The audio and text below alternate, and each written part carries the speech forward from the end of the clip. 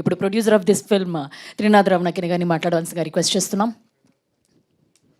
అందరికీ నమస్కారం. First of boys congratulations. Cinema తీయడం ఒక ఎత్తు అయితే దాన్ని రిలీజ్ చేయడం ఇంకా నెక్స్ట్ లెవెల్. అది దాటి ఇప్పుడు గ్రాటిట్యూడ్ మీట్ వరకు వచ్చాం. So first of all congratulation to all.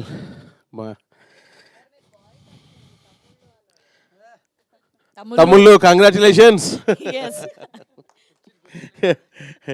Basically కొంచెం మా వాళ్ళు కొంచెం ఆవేశపడ్డారు, పెద్ద పట్టించుకోకండి. ఇదేంటంటే చిన్న సినిమా ఒక 150 సెంటర్స్లోనే రిలీజ్ చేసాం.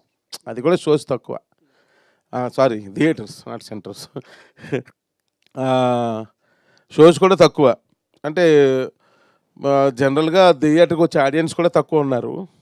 సో కాబట్టి ఇప్పటి వరకు చూసిన వాళ్ళు చాలా తక్కువ మంది చూశారు. ఈ తక్కువ అదే ఎక్కువ థియేటర్స్ రిలీజ్ చేసి ఉంటే కొంచెం ఎక్కువ మంది చూసిండే వాళ్ళు. అది టాక్ స్ప్రెడ్ అవ్వడానికి ఎక్కువ టైం పట్టేది కాదు. బట్ మనం రిలీజ్ చేసిందే చాలా తక్కువ థియేటర్స్. ఎందుకంటే చిన్న సినిమా కదా, అంత స్టామినా ఉంది మాకు. సో అందువల్ల ఇది రీచ్ అవ్వడానికి కొంచెం టైం పడుతుంది. ఇమ్మీడియట్గా జెట్ స్పీడ్లో స్ప్రెడ్ అవ్వదు. సో నిన్న ఫస్ట్ డే, ఈరోజు సెకండ్ డే, రేపు బుకింగ్స్ ఇంకా బెటర్గా ఉన్నాయి.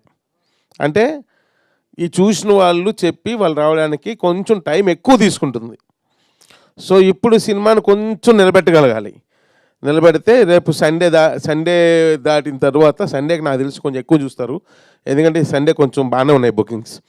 సో అంటే రోజుకి కొంచెం బుకింగ్స్ పెరుగుతున్నాయి. అంటే నేను ఒకేసారి 100% బుకింగ్స్ పెరిగిపోతే నేను ఎక్స్పెక్ట్ చేయట్లా. నేను డేకి ఒక 5 to 10% పెరుగుద్దేమో అనుకుంటున్నాను అంతే, అంతకంటే ఎక్కువ ఎక్స్పెక్ట్ చేయట్లేదు. సో సండే తర్వాత కొంచెం రేజ్ అవుద్ది అనిపిస్తుంది. ఎందుకంటే మా టీంతో నేను కూడా అన్ని థియేటర్స్కి వెళ్ళి బాగా చూశాను. దాన్ని అయితే 4 times చూశాను సినిమా. 4 times. ఎన్నిసార్లు చూసినా బోర్ కొట్టట్లేదు. ఆడియన్స్ బాగా ఎంజాయ్ చేస్తున్నారు. సో చాలా బాగుంది అనిపించింది. ఏంది మ్యూజిక్ వైజ్ కానీ, ఫోటోగ్రఫీ కానీ, డైలాగ్స్ కానీ, అసలు పర్ఫార్మెన్స్లు అయితే అసలు అందరూ ఎవ్రీబడి ఈజ్ టెల్లింగ్. మొత్తం ఆర్టిస్టులు అందరూ కూడా సూపర్ పర్ఫార్మెన్స్లు అండి. క్యారెక్టర్సే కనిపిస్తున్నాయి కానీ మనుషులు ఎవరు కనబట్టలేదు. సారీ, మనుషులు అంటే అదే ఏమంటారు, యాక్టర్స్ కనిపించట్లేదు, ఓన్లీ క్యారెక్టర్సే కనిపిస్తున్నాయి. సో అంత బాగా చేశారు అంటున్నారు. కొత్త వాళ్ళు అయినా సరే ఎక్కడ కొత్త అని లేకుండా చాలా ఎక్స్పీరియన్స్డ్ పీపుల్ లాగా చేశారు అని అన్నారు. సో ఐఎమ్ వెరీ హ్యాపీ అండి. యాజ్ ఎ ప్రొడ్యూసర్ నాకేమీ పెద్దగా బాధ అనిపించట్లా. ఎందుకంటే ఓకే, సినిమాని మెచ్యూర్డ్గానే తీసాం. ఎక్కడ అన్మెచ్యూర్డ్ టాక్ రాలా సినిమాలు ఎక్కడ కూడా ఇప్పటి వరకు. ఈవెన్ దో రివ్యూస్ అని అన్నారు కానీ రివ్యూస్ కూడా ఎక్కడ అన్మెచ్యూర్డ్ అని ఎక్కడ రాయలే, అందరూ మెచ్యూర్డ్గానే రాశారు. అంటే రివ్యూసే రాయరేమో అనుకున్నాం, రివ్యూస్ రాశారు మన సినిమాకి. దానికి మనం హ్యాపీ ఫీల్ అవ్వాలి. దానికి అర్థమైందా? సో కాబట్టి దాన్ని అసలు అనొద్దు, అది దాని గురించి అసలు మనం కామెంట్ చేయకూడదు. సో ఎందుకంటే దే హ్యావ్ దట్ రైట్. మనకు కూడా రైట్ ఉంది, మనం కూడా రాసుకోవచ్చు, అదేం ప్రాబ్లం లేదు. సో నేను ఎప్పుడు అదే చెప్తాను, రివ్యూస్ పెద్ద ప్రాబ్లం కాదు. ఎందుకంటే దాని గురించి వాళ్ళు రాయడం వల్ల కొన్ని విషయాలు మనం నేర్చుకుంటాం.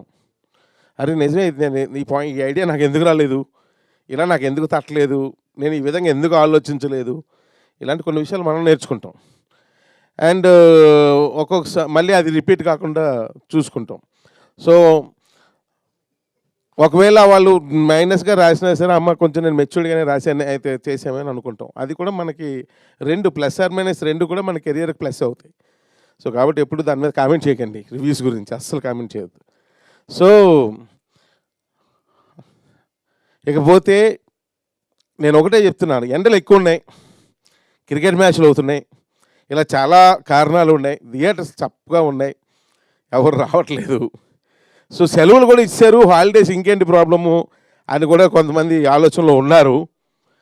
సో సెలవులు ఇచ్చినా సరే ఇంట్లోంచి బయటకు రావాలంటే కష్టంగా ఉంది. ఏసీ వేసుకుని హాయిగా క్రికెట్ మ్యాచ్ చూసుకుంటూ ఫ్యామిలీతో ఉంటే బెటర్ ఏమో అనిపిస్తుంది ఈ ఎండలకి.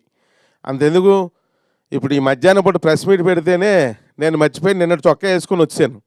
ఇది ఏమన్నా అప్పుడు ఏమంటారు, మన ఫోటోలు అన్నింటిలో ఇదే చొక్కాతో ఇచ్చా, ఇప్పుడు ఏమనుకుంటారు, వీళ్ళు ముందుగానే ఇది వీడియో తీసి ఈరోజు గ్రాటిట్యూడ్ మీట్ అని పెడతారేమో అని డౌట్ పడతారా అని డౌట్ వచ్చింది. మళ్ళీ ఈ ఎండకి అంత దూరం ఏం వెళ్తాంలే అని నేనే ఎండకి భయపడిపోతున్నా.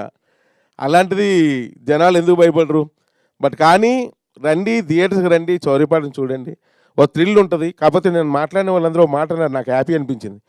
రెగ్యులర్ సినిమా కాదు సార్, డిఫరెంట్ సినిమా తీశారు, బాగుంది అని, చాలు, సూపర్ అనిపించింది. సో అందుకే నేను మరలా చెప్తున్నా, సినిమాకి రండి, చూడండి, చౌరీపాటన్ టీంని ఎంకరేజ్ చేయండి. డెఫినెట్గా it will be work out. And team అందరికీ 1 by 1 నా కంగ్రాచులేషన్ చెప్పాలని ఉంది. కానీ చెప్పే ముందు నా సినిమా మీద నాకు బాగా నమ్మకం ఉంది. ఇంకా నేను వెయిట్ చేస్తున్నాను సక్సెస్ మీట్ కోసం. డెఫినెట్గా సక్సెస్ మీట్ చేస్తామన్న నమ్మకం ఇంకా ఉంది. అందుకే దీనికి సక్సెస్ మీట్ అనొద్దని చెప్పా. సో సక్సెస్ మీట్ వస్తాం, మళ్ళీ మిమ్మల్ని పిలుస్తాం, ఎండలైనా సరే పిలుస్తాం మిమ్మల్ని. మీరు అందరూ రావాలి.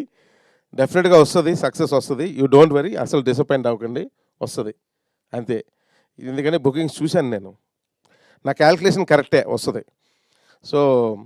సో ఈ యొక్క ఇంత ఎంకరేజ్మెంట్ ఇచ్చిన ప్రతి ఆడియన్కి మనస్ఫూర్తిగా ఎన్ఎన్ తరపున నేను థ్యాంక్స్ తెలియజేస్తున్నాను. అలాగే ముఖ్యంగా ఈ ఎన్ఎన్ ప్రొడ్యూసర్ త్రినాథరావు నకినకి అడ్వాన్స్డ్ హ్యాపీ బర్త్డే చెప్తున్నాను. అండ్ సో అయ్యో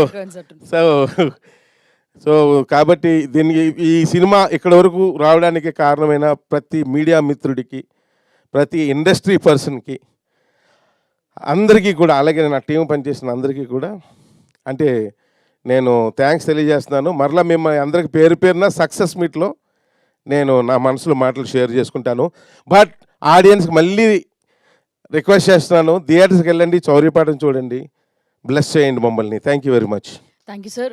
గ్రాటిట్యూడ్ మీట్ పెట్టారు మీరు, అండ్ డెఫినెట్గా మీ బర్త్డేకి గిఫ్ట్ సక్సెస్ మీటే, మంచి సక్సెస్ అవుతుంది. థియేటర్స్కి జనాలు వచ్చి కూడా చూసి డెఫినెట్గా సినిమా చూసిన వాళ్ళందరికీ కూడా ఖచ్చితంగా నచ్చుతుంది. ఎందుకంటే అన్ని ట్విస్టులు ఉన్నాయి, అంత ఎంటర్టైన్మెంట్ ఉంది, అంతగా నవ్వుకుంటారు, ఖచ్చితంగా ఎంజాయ్ చేస్తారు. అండ్ ఇంతకుముందు కూడా మనం ఆడియన్స్ రెస్పాన్స్ చూసాం, యంగ్స్టర్స్ అందరికీ బాగా నచ్చింది. వాళ్ళ కోడ్ వర్డ్ని కూడా బాగా